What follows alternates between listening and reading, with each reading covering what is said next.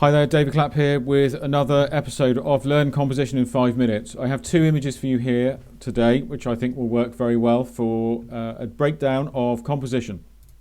I've got this one here, which is a 16 by 9, and this one here, which is a 3 by 2. Two sets of trees very close to each other, both at a place called Hemsworthy Gate, which is near Haytor on Dartmoor. I photographed these in the fog in infrared, and I learned that morning that fog in infrared was a particularly beautiful thing. It creates these very arty renders to the picture, although I won't use the word fine art because I'm not a massive fan of that. Now, if we look at this, let's break this down and let's start by looking at the supporting actors and then the main actors. Here we go. Here are the supporting actors, these two dudes here. If we look at the distance they are from the edge of the frame, this has been positioned accordingly so that they the periphery just disappears off into the white. That's the idea. Now if we look at the positioning of the tree trunks, they are roughly on a rule of thirds, as you can see there. So fortunately, this distance from the bottom of the frame to the first tree trunk has been arranged to average the distance from the top to the bottom.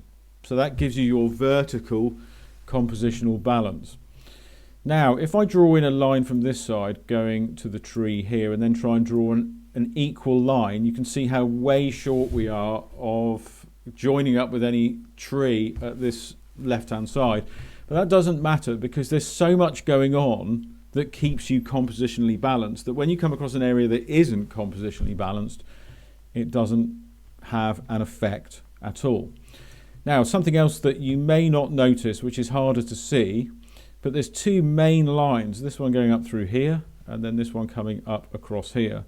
But if I join these together with some arrows like this, you can see that there's a kind of a triangle going on, triangular zone, should we call it, of interest in the middle of the picture, which also gives it some compositional balance.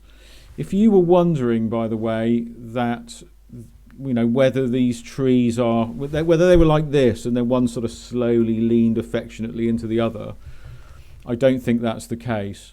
I think that if you walk around the tree and observe it, you'll see that that tree trunk on the left hand side, this section coming up through here, is just an illusion. So it doesn't work as you would expect. Now let's look at this other picture and we'll apply the same logic to this one. So this tree, and this one are your supporting actors, and then we have our main tree in the middle. The distance between the bottom of the tree and the underneath of the tree trunk is the same as the top to the averaged top of the tree that you can see there. Approximately the same from here to here as it is from here to, should we say, a rough area there. And if we look at the overall direction of the tree, it sort of comes up and fans out into a Y shape that creates a sense of balance that we have there.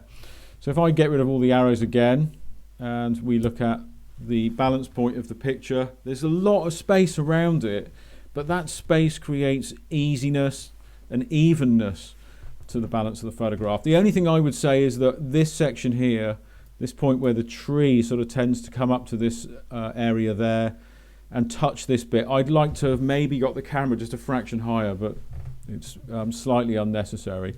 The only other thing I would say is, don't know if you notice, there's a soft line going through here, there's sort of a track in the background that goes across the frame like that. Again, that's a bit like the negative space on our other picture, but it doesn't cause us an issue because it's just not very defined, or not well defined enough to cause us any feeling that the horizon is tipping or something similar. So there we go. You actually watched a video that wasn't sponsored by Squarespace. See you on episode 3.